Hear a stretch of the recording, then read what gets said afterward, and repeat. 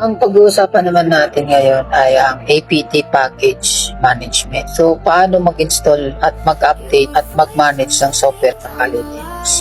Yan yung gagawin natin. Kung bago ka pa lang sa ating channel, ang layunin natin ay matutunan ang cybersecurity at Linux mula sa pinaka-basic hanggang sa advanced sa paraang madaling maintindihan. Sa nakaraang episode, napag-aralan natin ang Linux services gamit ang systemctl. Ngayon naman ay aaralin natin ang isa sa pinakamahalagang bahagi ng Linux administration. Ito ang APT Package Management. Halos lahat ng Linux administrator o network engineers at cybersecurity professional ay gumagamit nito araw-araw. Kaya kung gusto mong maging komportable sa Kali Linux, kailangan mong maintindihan ang APT. Ano ang APT? Una sa lahat, ano ba ang APT? Ang ibig sabihin ng APT ay Advanced Package Tool. Ito ang package manager ng Debian-based Linux distribution gaya ng Kali Linux, Ubuntu at Debian. Ang trabaho nito ay mag-install ng software, mag-update ng software, mag-remove ng software at mag-download ng package mula sa official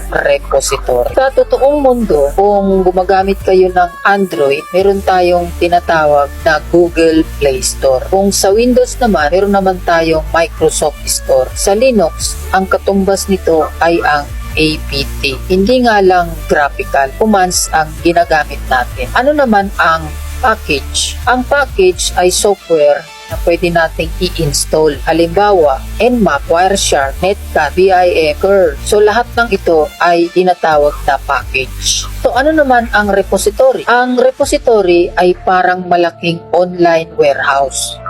Dito naka-store ang libu-libong Linux application. Kapag nag-install tayo gamit ang APT, dito niya kukunin ang software. Paano naman tayo mag-update ng APT? Okay, bago tayo mag-install o mag-update, magandang habit na gamitin muna ang sudo apt update. Type natin. Ang command na ito ay hindi nag-update ng software. Ina-update lamang nito ang listahan ng available packages. Ito ang isa sa pinakakaraniwang pagkakamali ng mga beginner. Ang tanong, ano naman ang APT upgrade? Okay, pagkatapos natin mag-update, pwede naman natin gamitin ang sudo apt upgrade.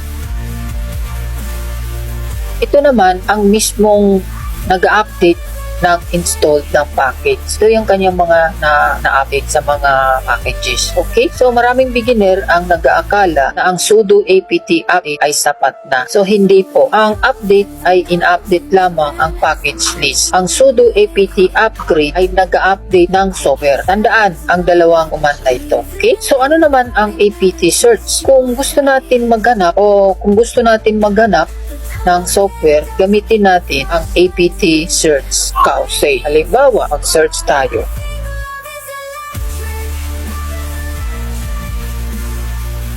Makikita natin kung available ang packages. Kung gusto natin makita ang detalye ng package, gamitin natin ang apt show Kausay.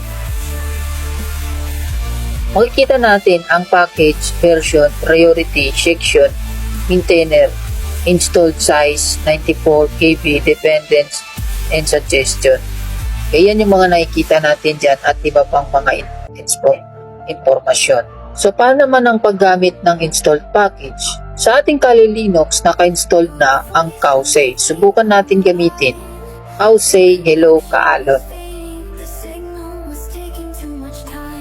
Makikita natin na matagumpay nating nagamit ang software bagamat simpleng halimbawa lamang ang Kausay. Pinapakita nito kung paano natin ma-verify na gumagana ang isang application pagkatapos itong ma-install. Common beginner mistake. Ano ba ang pagkakamali ng mga beginner? May gusto akong ibahagi na napakalagang lesson. So kanina, ginawa kong laboratory ito. So, sinubukan kong alisin ang package and map. So, napansin ko na gusto rin alisin ng system ang iba pang Kali Linux tools. So, bakit? Ang tanong. Dahil may package na magkakaugnay o magkaka-dependencies, kaya kapag gumamit kayo ng sudo apt remove, huwag basta-basta pindutin ang Y o yes.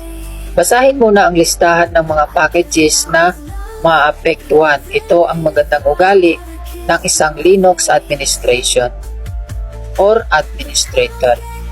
So, paano naman natin gagamitin ang apt auto remove?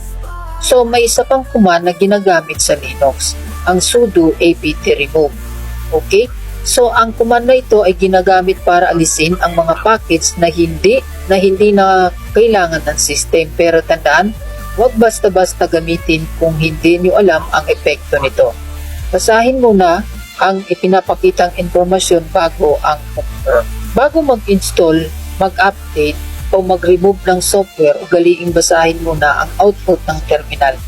Minsan sa isang maling pindot ng Y ay maaaring matanggal ng maraming packages. Interview question of the day. So ano ang pagkakaiba ng apt update at apt upgrade? Kung alam mo ang sagot, isulat mo sa comment section.